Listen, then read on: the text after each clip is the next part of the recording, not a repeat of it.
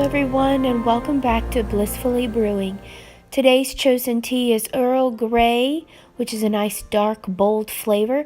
In our cup, that if you can read it, it says, "Shh, I'm reading," and silence is golden. And today we are going to read a special book. Before we do, don't forget to click and subscribe.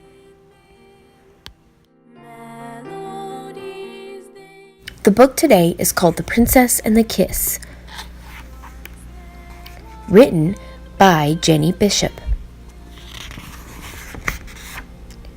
Long ago, in a wonderful castle on a mountain of splendor, a beautiful princess was born. Her parents were the king and queen of the mountain and all the green valley below.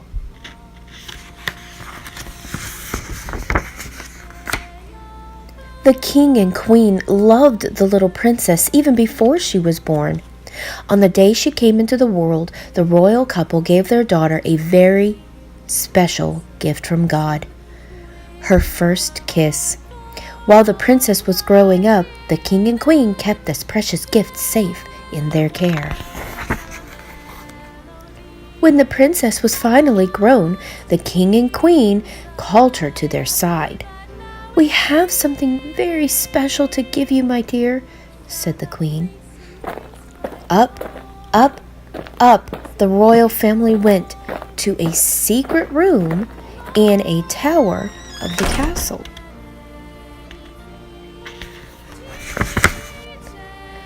On an elegant table in the center of the room was the same gift given to the princess long ago. It was the kiss.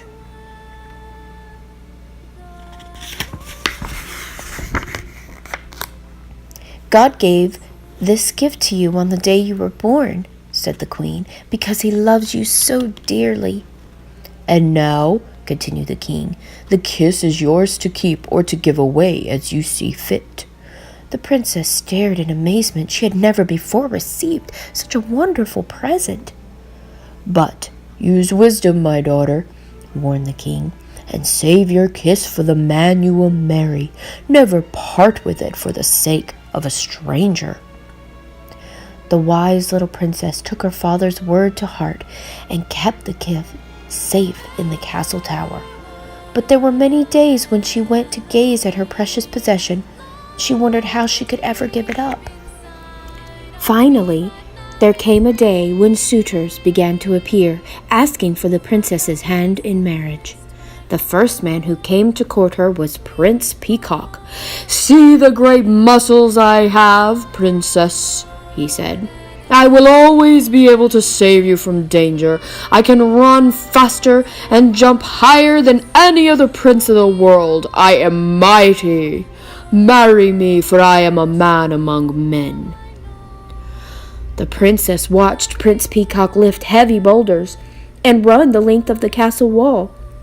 His strength was impressive, but the wise princess saw that his heart was full of himself. She knew there would be no room for her kiss there, so the princess sent Prince Peacock away. The next day, Prince Romance came to visit the princess. He brought dozens of roses and boxes of chocolates. "I can take you to many far-off places, princess," he said. "We will eat the choicest foods. We will see marvelous sights. Marry me, princess. Every day will seem like a honeymoon if you are with me." The princess thought about what Prince Romance had said. It sounded very interesting and exciting, but the wise princess knew that honeymoons and wonderful feelings could not last forever. This prince would soon lose interest in her kiss. The princess turned Prince Romance politely away.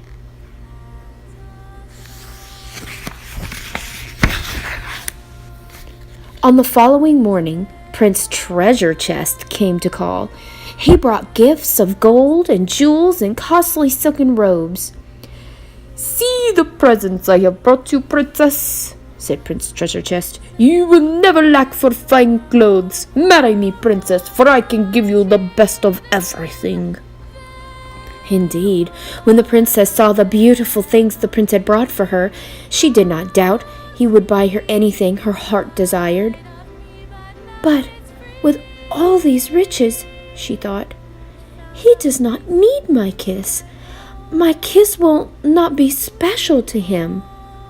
So the princess sent Prince Treasure Chest away too.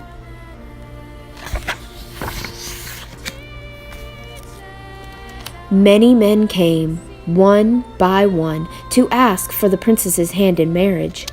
And one by one she turned them all away. None seemed worthy of her kiss, and she began to doubt that she would ever find a husband. One night she spoke with her mother, the queen, about her fears.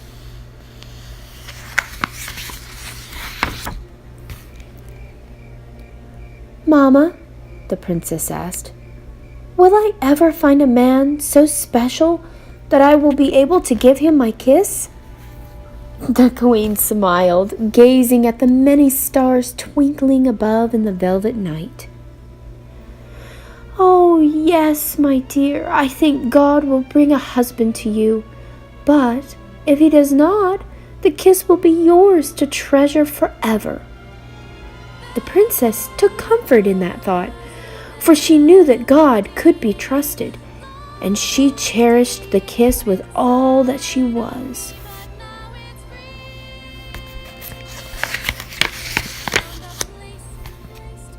The next day, a common man came to the castle. He asked to see the princess. The man was dressed in farmer's clothes and did not look like the suitors who had lately come to call. Strong and handsome, his hands were rough from working in the king's fields, and his face was tanned from the sun. "Who is he? Who is he? Who is he?" the servants wondered as he was led through the castle. The man was taken to the royal garden where the princess and her parents were walking among the rose bushes.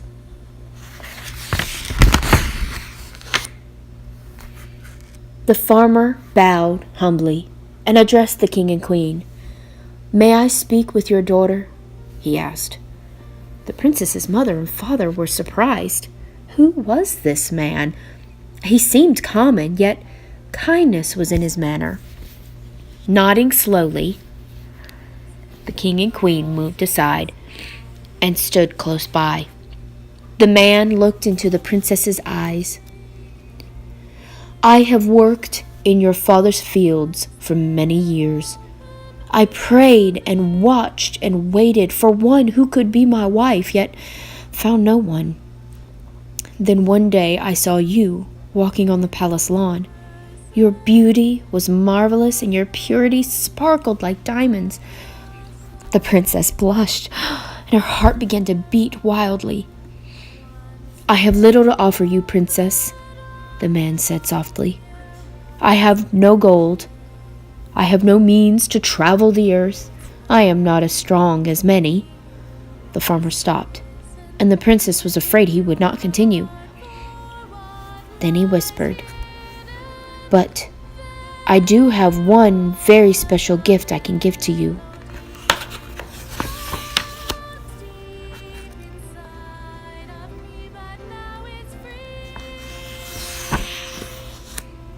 "This is my first kiss, princess," said the man. "God gave me this gift on the day I was born. My parents kept it for me until I became a man. I have saved it all my life for you. Would you be my wife?" The king, the queen, and the princess rejoiced and embraced the humble farmer.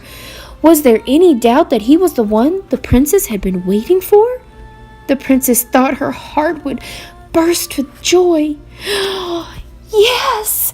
she cried. "Oh, yes, with all my heart." On the day of their wedding, the princess and her husband were dressed in magnificent clothes and stood before the altar in the royal church, where all the lords and ladies of the kingdom had gathered for the celebration.